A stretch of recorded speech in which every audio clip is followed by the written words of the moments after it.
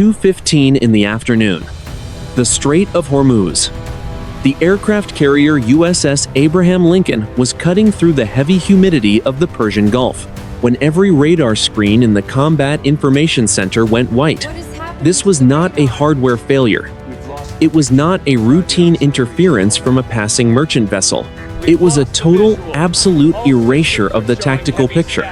In the next 6 minutes, 3 events would occur that would redefine everything the United States military understood about electronic warfare and the reality of the strait. The sun hung heavy over the Iranian coastline, less than 20 miles to the north. Below the flight deck, the air in the command center turned cold as the technicians stared at empty displays. The Abraham Lincoln was the center of a carrier strike group, a massive concentration of power that relied entirely on its ability to see the world around it. Now, that sight was gone. The tactical action officer stood in the center of the room. His voice was calm but fast. "Report. What happened to the air picture?" A senior technician hit a sequence of keys. "Sir, the primary radar is unresponsive. We have lost all satellite links. Link 16 is down. We are completely isolated from the rest of the strike group. Is it a system crash?" "Negative. The noise floor just went through the roof. Someone is pumping a massive amount of energy into every frequency we use. It is a perfect blanket." The officer checked the time. 2:16 in the afternoon. 15 miles to the north, nestled in the shadows of the Zagros Mountains, a mobile unit from the Iranian Revolutionary Guard monitored a series of glowing panels. This was the Ghadir-Two electronic warfare suite. It was a weapon designed for this exact purpose, but today, it was performing beyond its design specifications. The power draw was immense. The cooling systems were screaming. The Iranian commander leaned forward. "Confirm the target status." The operator replied, "The American carrier is dark. Their escort ships are scattering. We have achieved total dominance of the local spectrum. Maintain the pulse. We need 10 minutes of coverage. Commander." The power levels are fluctuating. There is a secondary signal overlapping our own. I cannot identify the source. Back on the Abraham Lincoln, the silence on the bridge was more terrifying than the sound of any alarm. The captain stepped onto the starboard bridge wing. He looked out over the glassy water of the strait. Visibility was clear for miles, yet the electronic world had vanished. The captain looked at his watch. 2:17. How long has it been? The navigator checked the log. 2 minutes. Sir, anything on the visual lookouts? Nothing. Sir, the horizon is clear. Then, the first event began. A lookout on the signal bridge shouted, "Contact." Starboard bow. 500 meters. The captain turned his binoculars. There was no ship. There was no wake. But there was a disturbance in the water. A perfect circle of calm, flat ocean appeared in the middle of the choppy waves. It was exactly 100 meters in diameter. Inside that circle, the water was as smooth as a mirror. Outside of it, the sea continued to churn. The captain spoke into his headset. "Combat, do you have anything at 500 meters on the starboard bow?" "Negative. Sir, the screens are still white. We have no eyes." "Well, something is there, and it is not one of ours." The Iranian commander saw it too. His monitors showed a void in his own jamming field. A perfect hole where no electronic signal could reach. It was moving toward the center of the strait at 40 knots. The afternoon was still quiet. It would not stay that way. 2:20 in the afternoon. The Persian Gulf. Inside the Combat Information Center of the USS Abraham Lincoln, the atmosphere was thick with a controlled sort of panic. This room was designed to manage 100 air and sea contacts simultaneously. It was the brain of the carrier strike group. Now, that brain was experiencing a total sensory blackout. The blue glow of the consoles provided the only light. The screens showed nothing but a flickering, static haze. It was a digital whiteout. The tactical action officer gripped the edge of the command table. Status on the Aegis destroyers. Can we reach the USS Winston Churchill? A communications officer shook his head. Negative. Sir, all tactical data links are severed. We are shouting into a vacuum. The entire strike group is electronically isolated. What about the secondary arrays? They are useless. Sir, whatever the Iranians are hitting us with is not a standard jammer. It is a wideband saturation pulse. It is like trying to hear a whisper next to a jet engine. The officer looked at the master clock. 2:21 in the afternoon. Across the water, the Iranian Electronic Warfare Unit was experiencing its own crisis of success. The commander stood over the lead technician. The mobile Ghadir-Two unit was vibrating with the sheer volume of power it was emitting. This was a demonstration of force that was supposed to last seconds. It had now been 6 minutes. The Iranian technician looked up. His face was pale. "Commander, the system is no longer responding to my commands. The output is climbing." The commander frowned. "Power it down. We have made our point." "I cannot, sir. The breakers are locked. Something is slaving the transmitter to an external source. We are no longer the ones generating the pulse. We are just the conduit. Who is controlling it? I do not know, sir. But look at the spectral analysis." The operator pointed to a jagged line on the secondary monitor. It was a frequency signature that should not have existed. It was a perfect mathematical sequence. It was a pulse that moved faster than any human-made computer could process. It was a digital fingerprint that belonged to nothing in the Iranian or American inventory. Back on the Abraham Lincoln, the bridge crew was forced to rely on their own eyes. The captain stood with his hands behind his back. He watched the flat circle of water moving across the strait. It was now less than 300 meters away. It moved with a terrifying, silent precision. It did not create a wake. It did not splash. It simply displaced the sea as it moved. The lookout spoke again. "Captain, look at the Iranian fast boats. 5 miles to the north, a swarm of Iranian Revolutionary Guard speedboats had been shadowing the carrier. Usually, they were aggressive. They would dart in and out of the American formation. Now, they were dead in the water. Their engines had cut out simultaneously. The Iranian sailors were standing on the decks. They were looking at the same flat circle of water.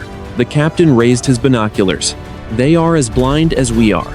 The radio on the bridge suddenly crackled to life. It was not a voice. It was a sound like heavy rain hitting a tin roof. It was rhythmic. It was deliberate. Then, the sound changed.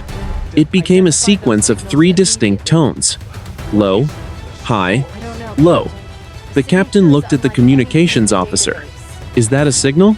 "It is a broadcast, sir. It is coming from the center of that circle in the water." "What is the frequency?" "It is every frequency, sir. It is broadcasting on the emergency bands, the military bands, even the civilian radio stations." The clock hit 2:22 in the afternoon. The first event was over. The second event was beginning. 2:22 in the afternoon. The Strait of Hormuz. The 3 tones coming through the bridge speakers were not digital. They sounded organic, like a massive lung exhaling. The 3-tone sequence repeated every 12 seconds. Low, high, low. On the bridge of the USS Abraham Lincoln, the captain watched the flat circle of water. It was now 200 meters away. It was not a craft. It was not a submarine. It was an absence of motion in a world of waves. The captain turned to the bridge wing lookout.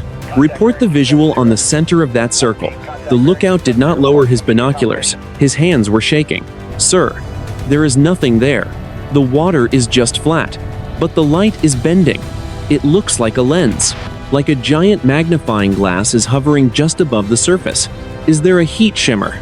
"Negative, sir. It is perfectly clear, but I can see the seafloor through it. We are in 90 meters of water. I should not be able to see the bottom, but I can see every rock, every piece of silt. It is like the water has become glass." This was the first unexplained event, a physical displacement of optical physics. Inside the Combat Information Center, the technicians were fighting a losing battle. The analog backup systems were now failing. These were systems that did not rely on microchips or digital signals. They were simple magnetic sensors and hardwired optics. They should have been immune to electronic warfare, but they were spinning wildly. The tactical action officer looked at the magnetic compass. It was rotating at a constant speed. Sir, the magnetic field in this sector is collapsing. The needle is just spinning. We have no heading. 5 miles away, the Iranian commander felt the air pressure change. It was sudden. The humidity seemed to vanish. His skin felt tight. He watched through a stabilized telescope as his fast boats drifted aimlessly. One of the Iranian sailors on a torpedo boat reached over the side. He dipped his hand into the water. Near the edge of the flat circle, the Iranian commander keyed his radio. Unit 7, get that man away from the water. Do not make contact. The radio remained silent. The sailor pulled his hand back. He looked at his palm. Even from 5 miles away, the commander could see the man's expression. It was not pain, it was confusion. The sailor began to scrub his hand against his uniform. He acted as if he were trying to wipe off something that would not come away. The Iranian technician shouted from the van, "Commander, the Ghadir-Two unit is melting. The internal temperature has reached 200 degrees Celsius, but the power draw has stopped. The machine is dead, yet the pulse is still going." The commander turned. How is that possible? If the machine is dead, what is generating the signal? The technician pointed at the antenna array on the hill. The metal was glowing with a soft blue light. The air is generating it. The atmosphere itself has become the transmitter. The commander looked back at the American carrier. He realized then that they were no longer in a standoff. They were both witnesses. Both the Americans and the Iranians were now spectators to a phenomenon that defied every law of the physical world they understood. The captain of the Abraham Lincoln checked his watch. 2:23 in the afternoon. The flat circle had stopped moving. It was now sitting perfectly still, midway between the carrier and the Iranian coastline. The 3 tones stopped. A silence followed. It was deeper than the electronic blackout. It was the silence of a world waiting for a breath. 2:23 in the afternoon. The center of the Strait of Hormuz. The rules of engagement were clear for every ship in the Persian Gulf. Protect the carrier. Respond to hostile intent with proportional force. But those rules assumed the enemy was human. They assumed the enemy followed the laws of physics. As the flat circle of water sat motionless between the 2 fleets, the American and Iranian commanders faced the same impossible choice. Inside the Combat Information Center of the USS Abraham Lincoln, the tactical action officer gripped his headset. "Captain, we have a visual lock only. Cannot calculate a solution on a target that does not reflect radar energy." The captain stood at the tactical plot. It was empty.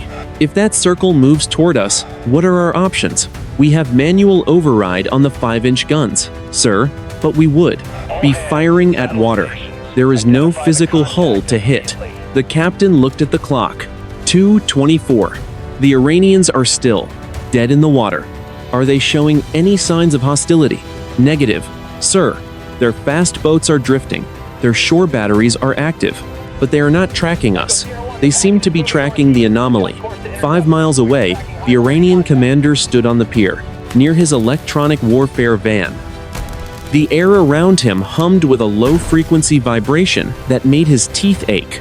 He watched his technicians struggle with equipment that was no longer under their control. The commander spoke to his adjutant. "The Americans will think this is our weapon. They will think we have found a way to bend light and kill their sensors. If they feel cornered, they will strike." The technician looked up from a portable receiver. "Commander, the signal is changing again. It is no longer just tones. Listen." He turned up the volume on a battery-powered radio. The sound was no longer the 3-tone sequence. It was a voice, but it was not a human voice. It was a synthesis of thousands of different radio fragments. Snippets of American news broadcasts, fragments of Iranian weather reports, pieces of air traffic control chatter from Dubai. They were being stitched together in real time. The voice spoke through the static. Distance, closing, distance, closing. Chill that had nothing to do with the wind. Who is it talking to? It is broadcasting on every channel. Sir, both the Americans and our own units are receiving this. On the bridge of the Abraham Lincoln, the same voice echoed through. The emergency speakers. The words were clipped and mechanical. Distance. Closing. Distance. Closing. The captain looked at the navigator. Check our position. Are we drifting? Negative. Sir, we are holding station at 5 knots. We are not moving toward it. Then it is moving toward us. The lookout on the bridge wing shouted, Captain, the circle is expanding. It is no longer 100 meters. It is doubling. The flat water began to grow. It pushed outward in a perfect, silent ring. As it grew, the bending of the light intensified. The view of the seafloor beneath the circle became sharper. The sand and the rocks on the bottom of the strait looked as if they were only inches away. The captain keyed. The ship-wide intercom. All hands to battle stations. This is not a drill. Damage control teams to all stations. Prepare for a possible kinetic event. The escalation was no longer about two nations. It was about a third party that had just announced its presence. 2:24 in the afternoon. The Strait of Hormuz. Inside the Combat Information Center of the USS Abraham Lincoln, the secure communications lines were no longer secure. Every encrypted channel on the ship was being flooded by the same synthesized voice. It was a sound that bypassed the 25/6-bit encryption, as if the security protocols did not exist. The voice was no longer a collection of radio fragments. It was smooth, it was cold, it was perfectly clear. The tactical action officer pressed his headset against his ears. Combat. Get a trace on that signal. It is overriding our internal circuit. The communications officer looked at his board. Every light was amber. I cannot block it. Sir, it is not coming through the antennas. It is manifesting inside the hardware. The speakers are vibrating even when I pull the cables. The voice spoke again. This time, the words changed. Threshold reached. Observation period. Concluded. The captain stood on the bridge and felt a low hum beneath his boots. It was not the vibration of the 4 massive engines. It was a frequency that seemed to be coming from the hull itself. He looked out at the flat circle of water. It was no longer expanding. It had reached a diameter of 500 meters. It sat perfectly still, a mirror of glass in a restless sea. Distance. Closing, the voice repeated. The captain looked at the navigator. We are not moving. The Iranians are not moving. What is the distance closing to? I do not know. Sir, but the air pressure is dropping. We are down 10 millibars in 60 seconds. 5 miles away, the Iranian commander was facing a mutiny of technology. His mobile electronic warfare unit was now glowing a bright, cherry red. The metal was beginning to sag. But the technicians could not move. They were staring at their handheld radios. The voice was speaking to them in Farsi. Threshold reached. Observation period concluded. The Iranian commander grabbed his radio. Unit 7. Status. Report. A voice came back through the static. It was the captain of the lead fast boat. Commander, we have lost all engine control. The seawater around us is boiling, but there is no heat. The water is cold to the touch. But it is bubbling. Something is pulling the oxygen out of the ocean. The Iranian commander looked at the American carrier. He saw the massive ship begin to tilt. Not from a wave, not from a turn. The USS Abraham Lincoln was leaning 3 degrees to the starboard side. It was being pulled toward the flat circle of water. The commander turned to his weapons officer. The Americans are being drawn in. If that ship hits the anomaly, the explosion will be massive. Prepare the shore-to-ship missiles. We must destroy the target in the water before the carrier reaches it. Commander, we have no radar lock. Use the optical sights. Fire on my command. On the bridge of the Abraham Lincoln, the captain felt the deck slant beneath him. Engines to full emergency back. Get us away from that circle. The helmsman fought the wheel. Sir, the rudder is not responding. We are being towed. There is a massive subsurface current pulling us in. The tactical action officer's voice came over the speaker. Captain, we have an Iranian missile launch. 2 silkworm missiles detected on optical. They are headed for the anomaly. The captain gripped the rail. They are trying to kill it. If those missiles hit the lens while we are this close, the blast will take us with it. Close in weapon systems. Engage those missiles. Sir. The automated systems are down. Manual override. Now. The escalation was complete. Not at each other, but at a shadow in the water that neither side understood. The clock hit 2:25. The morning was over. The crisis had reached the point of no return. 2:25 and 30 seconds in the afternoon. The Strait of Hormuz. The bridge of the USS Abraham Lincoln was tilted at a sharp angle. The vibration from the hull was now a scream of tortured metal. The carrier was being pulled toward the edge of the flat water by a force that defied every known law of fluid dynamics. The tactical action officer shouted over the noise. Missiles. 10 seconds to impact. They are tracking the center of the lens. The captain braced himself against the chart table. Close-in weapon systems. Manual control. Destroy those missiles before they reach the circle. The phalanx rotary cannons on the starboard side erupted.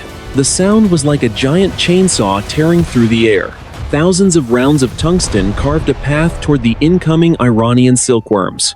The bullets reached the edge of the flat water. They did not splash, they did not sink, they simply stopped. Thousands of rounds hung in the air, suspended in a frozen wall of lead at the boundary of the anomaly. 2:25 and 45 seconds in the afternoon. On the Iranian shoreline, the commander watched his missiles through high-powered optics. They were traveling at 600 miles per hour. They were 50 feet above the water. Then, they reached the perimeter of the flat circle. The missiles did not explode. They did not deviate. They simply pivoted. Both silkworms turned 90 degrees upward. They pointed toward the sky. Their engines roared. They accelerated with a velocity that should have torn their frames apart. In 3 seconds, they were gone. They vanished into the upper atmosphere. The Iranian commander lowered his binoculars. His voice was a whisper. They did not crash. They were redirected. 2:26 in the afternoon. The pull on the American carrier reached its peak. The massive ship was now 60 meters from the edge of the circle. The water inside the anomaly began to change. It was no longer a flat mirror. The surface began to rise. A mountain of seawater lifted into the air. It was silent. It was perfect. A sphere of water 300 meters wide rose from the ocean. The captain of the Abraham Lincoln looked up. The sphere was hovering 50 feet above the sea. It was transparent. He could see the sunlight refracting through it. He could see the distorted shapes of the Iranian coastline and his own escorts through the massive lens of water. The synthesized voice returned.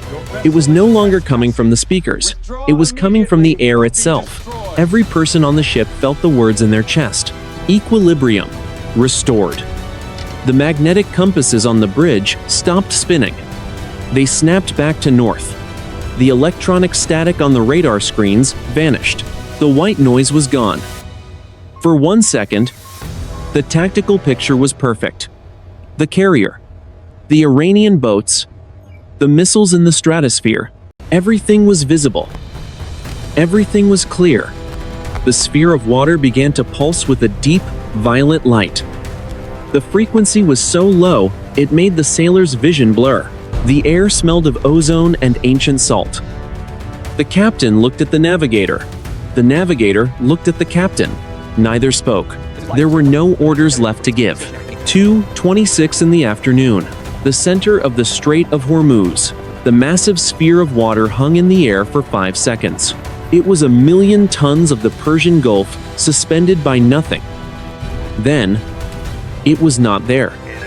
The sphere did not fall back into the sea. It did not explode into a mist. It did not create a wave. It simply ceased to exist. In the space of a single heartbeat, the water that had made up the sphere vanished from the physical world. This was the third unexplained event. It was a total displacement of mass with no observable cause. Where the sphere had been, there was now a hole in the ocean. It was not a whirlpool or a depression. It was a vertical shaft of empty space carved into the sea. The walls of the ocean stood perfectly upright, 500 meters deep. The sea floor was visible at the bottom. It was dry sand and ancient rock. The captain of the Abraham Lincoln stood on the bridge wing and looked down into the abyss. He was staring into a canyon of salt and silt, where the water should have been. The carrier was perched on the very edge of this cliff of water. The ship was no longer tilting. It was level. The force that had been pulling them in was gone. The captain spoke into his radio. "Combat. Confirm the visual. Tell me what you see on the starboard side." The tactical action officer responded. His voice was breathless. "Sir, we are looking at a localized vacuum. The pressure sensors at the perimeter are reading 0. The water is being held back by an invisible barrier. It is a physical impossibility." The captain looked at the clock. 2:27 in the afternoon. 5 miles to the north, the Iranian commander stood on the pier. He was seeing the same thing through his telescope. The Strait of Hormuz had been severed. A massive section of the most vital shipping lane in the world had simply been removed. His fast boats were drifting on the edge of the new dry land. The commander grabbed his lead technician by the shoulder. "Where did the water go? 1 million tons of the sea cannot just disappear." The technician was staring at a thermal camera. It did not evaporate. "Sir, there was no heat signature. The mass is gone from the Earth's gravity well. I have no explanation. My instruments say that space is empty. My instruments say that space is empty." The commander looked at the American carrier. Both sides were now frozen. All thoughts of missiles and electronic warfare were gone. They were facing a reality that made their conflict seem small. Then, the hole began to fill. But it did not fill with water. It filled with a brilliant, white light that had no source. The light was brighter than the afternoon sun. It was silent and cold. The light expanded from the floor of the abyss until it touched the hull of the carrier. It touched the Iranian fast boats. It touched the shore. Inside the light, the synthesized voice spoke one last time. The words were not in English. They were not in Farsi. They were a sequence of mathematical constants. Pi, the golden ratio, the speed of light. Pi, the golden ratio, the speed of light. The captain of the Abraham Lincoln covered his eyes. "Status. Report," the tactical action officer shouted. "Sir, the sensors are coming back. The jamming is gone. But the data is wrong. Everything is wrong." "Explain." "The radar is showing the coastline of Iran, but it is not the current coastline. It is showing the geography of 10,000 years ago. The computers are struggling to map the terrain." The white light reached its peak intensity. The air felt thick, like liquid. Then, the light snapped shut. A massive roar followed. It was the sound of the ocean, rushing back into the void. A wall of water 500 meters high collapsed into the hole. The ship groaned, rushing back into the void. A wall of water 500 meters high collapsed into the hole. The ship groaned. The Iranian fast boats were tossed like toys. The clock hit 2:28. The anomaly was over. But the world was different. 2:28 in the afternoon. The Strait of Hormuz. The shockwave of 1,000,000 tons of falling water hit the hull of the USS Abraham Lincoln. The massive carrier groaned. It rolled 5 degrees to the port side as the displaced sea rushed to fill the void. On the bridge, the captain gripped the command chair to keep his footing. Everything that was not bolted down became a projectile. The captain shouted over the roar of the rushing water. "Damage report. Now." The tactical action officer responded from the internal circuit. His voice was strained but professional. "Engines are holding. Sir, hull integrity is green. The Combat Information Center is coming back online. The jamming has ceased. I repeat, the jamming is gone." The radar screens in the command center did not just return. They snapped into focus with a clarity that the technicians had never seen. The noise of the Persian Gulf, the clutter of waves and birds and merchant traffic, was gone. The displays were pristine. The senior technician tapped a screen. "Sir, we have the air picture back. I have the Iranian shore batteries. I have their fast boats.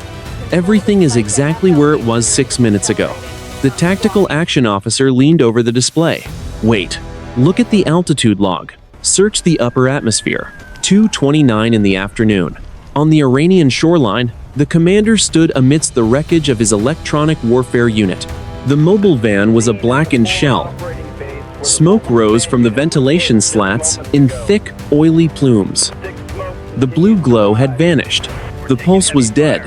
His technicians were coughing, stumbling out into the salt air. The Iranian commander looked at his handheld tablet. It was the only piece of equipment still functioning. The Americans, are they launching? The technician shook his head. Negative, Commander. They are holding position. Their radars are active, but they are not painting us. They are looking up. What is up there? I have a residual thermal trail. It is at 80,000 feet. It is moving at Mach 12. It is heading toward the Arabian Sea. Was it a missile? Negative, Commander. The mass is too large, and it is not a ballistic trajectory.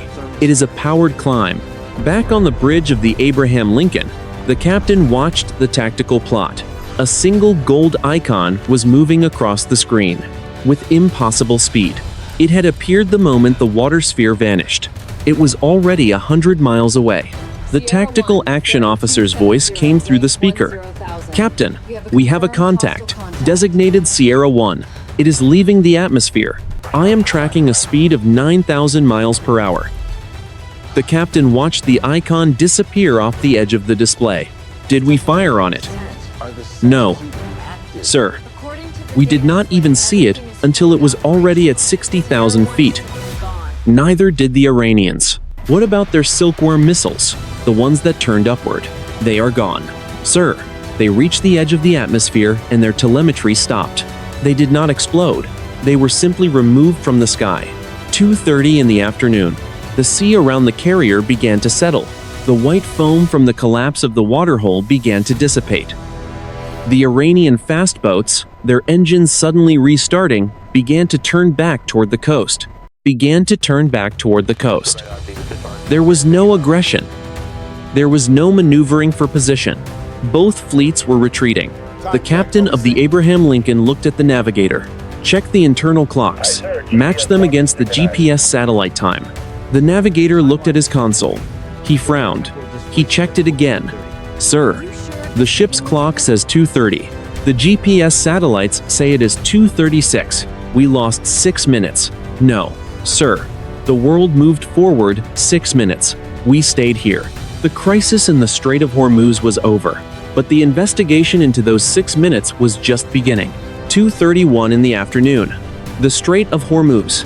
The carrier strike group began to reform. The USS Winston Churchill and the USS Halsey were visible on the horizon. They were no longer scattered. They were moving back into their protective screen around the Abraham Lincoln. The massive engines of the carrier were back to their standard rhythm, but the air on the bridge remained heavy. The captain spoke into the bridge-to-bridge radio. This is United States ship Abraham Lincoln. All stations. State your status. The responses were rapid. Winston Churchill is green. Halsey is green. Any visual on the Iranian units? They are retreating. Sir, they are heading for Bandar Abbas. The captain looked at the navigator. Check the radio. Is the Iranian commander on the open channel? He is, sir. He is broadcasting in English. A voice came through the bridge speaker. It was the Iranian commander. He sounded shaken. American vessel. This is Iranian Coastal Command. We are disengaging. Our weapons are cold. Do you confirm? The captain picked up the handset. Iranian command. We confirm. Our weapons are cold. We are maintaining our course. We are not pursuing. Understood. We have experienced a catastrophic equipment failure. We believe you have as well. Confirmed. We will maintain a 5-mile buffer. Agreed. End of transmission. The captain turned to the tactical action officer. That was the most honest conversation I have ever had with the Revolutionary Guard. They are terrified. Sir, just like we are. 2:45 in the afternoon. Inside the medical bay of the Abraham Lincoln, the bridge lookout who had first seen the lens was being examined. His eyes were bloodshot. He complained of a headache that would not go away. The ship's doctor looked at the captain. His vitals are normal. But his short-term memory is fractured. He remembers the circle. He remembers the sphere. But he says he heard music. Not tones, music. What kind of music? He said it sounded like a choir. Thousands of voices, singing the same note. 3 in the afternoon. 5 miles away, the Iranian sailor who had touched the water was sitting on the deck of his fast boat. His hand was no longer being scrubbed. He was staring at it. The skin where he had touched the flat water was glowing. It was a faint, bioluminescent green. It did not hurt. It did not itch. But when he closed his eyes, he could see the seafloor as if he were still looking through the lens. The Iranian commander arrived at the dock as the boat tied up. He looked at the sailor. Then he looked at the technician who was holding a Geiger counter. Is it radiation? Negative. Commander, there is no decay. It is just light. It is as if the cells in his hand have been rewritten. The commander looked out at the empty strait. The water was blue. The sun was hot. It looked like a normal afternoon in the Persian Gulf. Tell the ministry we need a full scientific team, the commander said. Not military, scientists. We need to know what looked at us today. The tactical mystery was deepening. The electronic warfare had been the trigger, but the response was from something that did not care about national borders. The data recovery teams were now discovering that the 6 minutes of lost time were not empty. The black boxes were full of information that should not exist. 8:15 in the evening, the Arabian Sea. The USS Abraham Lincoln was now 200 miles south of the Strait of Hormuz. The flight deck was dark. The only lights were the red combat lanterns in the internal passageways. The hum of the ship was steady, but inside the secure briefing room behind the Combat Information Center, the atmosphere was electric. The tactical action officer sat with 3 intelligence analysts. They were reviewing the forensic data from the 6-minute window. On the screen, a jagged line of blue light represented the original Iranian jamming signal. Overlapping it was a second line, a perfect golden sine wave. The lead analyst pointed at the screen. Sir, we have completed the signal origin trace. We were wrong about the source of the blackout. The tactical action officer leaned forward. The Ghadir-Two unit on the Iranian coast. We saw the thermal spike. We saw the metal melt. The unit melted because of the load, sir. But it did not generate the pulse. Look at the timing.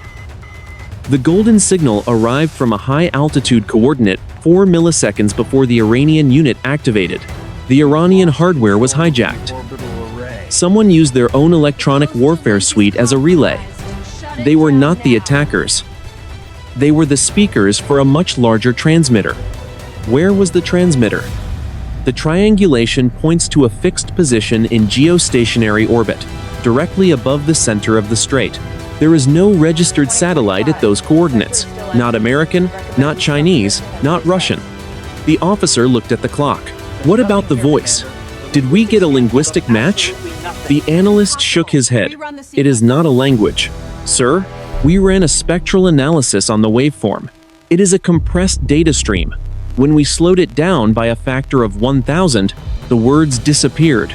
It is a set of star charts. Specifically, it is a map of the solar system as it will appear in 25,000 years. 8:45 in the evening. Tehran.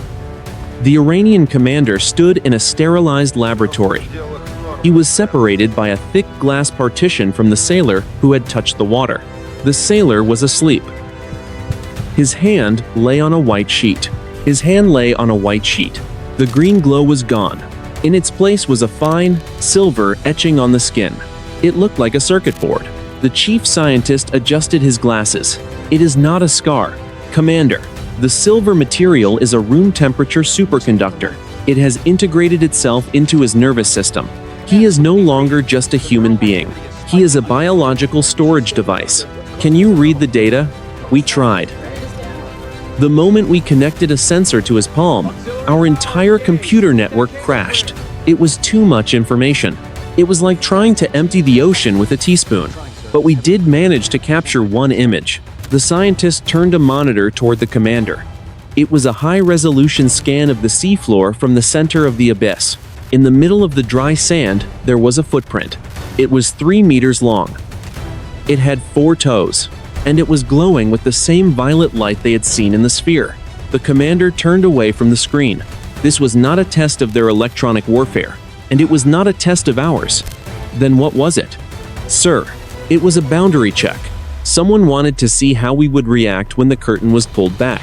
They wanted to see if we would fire on each other in the dark. The analyst on the Abraham Lincoln was reaching the same conclusion. He played the final recording of the synthesized voice. Equilibrium. Restored. The equilibrium was not the peace between the fleets, the analyst said. It was the balance of the physical laws in that sector. They broke the rules of physics to stop a war. Then, they put the rules back. But they left the evidence behind to see if we were smart enough to find it. The officer looked at the map on the wall. The Strait of Hormuz was a narrow throat of water, a choke point for the world's economy. It was the most watched piece of geography on the planet. We were not the only ones watching today, the officer said, and whatever was there, it is still up there. 3 days later, the Pentagon and the Supreme National Security Council in Tehran. The official reports would eventually label the event as a massive, localized atmospheric anomaly. They would speak of solar flares. They would blame the extreme humidity of the Persian Gulf for a series of cascading sensor failures. But in the windowless rooms where the raw data was kept, the truth was far more silent and far more terrifying. The 6-minute shadow had become the most classified event in the history of modern warfare. The Americans and the Iranians did not talk to each other directly, but through back channels in Switzerland and Oman, a single question was asked. Did you see the footprint? Both sides had. The silver etching on the Iranian sailor's hand was now being studied by a combined team of physicists and biologists. They found that the silver was not a metal. It was a form of programmable matter that responded to human thought. It was a key, but no one knew which door it was meant to open. Military analysts in Washington reached a singular conclusion. The electronic warfare pulse from the Iranian coast was not the cause of the crisis. It was the lure. Someone had been waiting for a moment of peak tension. Someone had waited for the 2 most powerful forces in the region to reach the edge of a kinetic engagement. Then, they stepped in. They had used the Iranian transmitter to announce their arrival, and they had used the American carrier to demonstrate their control. The strategic assessment was grim. The carrier strike group, the most formidable projection of power in human history, had been handled like a child's toy. The Iranian missiles, the pride of their coastal defense, had been redirected as easily as a paper plane in a breeze. The dominance of the Strait of Hormuz was no longer a question of regional politics. It was a question of who else was in the room. Inside the secure vault of the National Security Agency, a team of linguists played the final recording of the synthesized voice. They did not listen to the words this time. They looked at the frequency gaps. Between the spoken syllables, there was a secondary message. It was a series of coordinates. They did not point to the Strait of Hormuz. They did not even point to Earth. They pointed to a void in the constellation of Orion. A final thought remained. The synthesized voice had spoken of equilibrium. It had restored the balance of the physical world, but it had shattered the balance of the geopolitical one. The United States and Iran found themselves in an unwanted partnership. They were both now the junior players in a game they did not even know was being played. They were 2 rivals who had both realized that their most advanced weapons were obsolete before they were even fired. 9 in the morning on the 4th day. The air over the Persian Gulf was clear. The USS Abraham Lincoln was on a new heading, moving toward the open ocean. The Iranian fast boats remained in their pens at Bandar Abbas. The strait was open for business. Tankers moved through the narrow passage, carrying the oil that fueled the world. The crews of those ships looked at the blue water and saw nothing but a routine transit. But the seafloor at the center of the strait still held the shape of a 4-toed foot. The sand had fused into glass. It was a reminder that the world was no longer theirs alone. The observation period had concluded, but the presence remained. Whatever was watching from the silent orbit above the strait was still there, and it was not finished.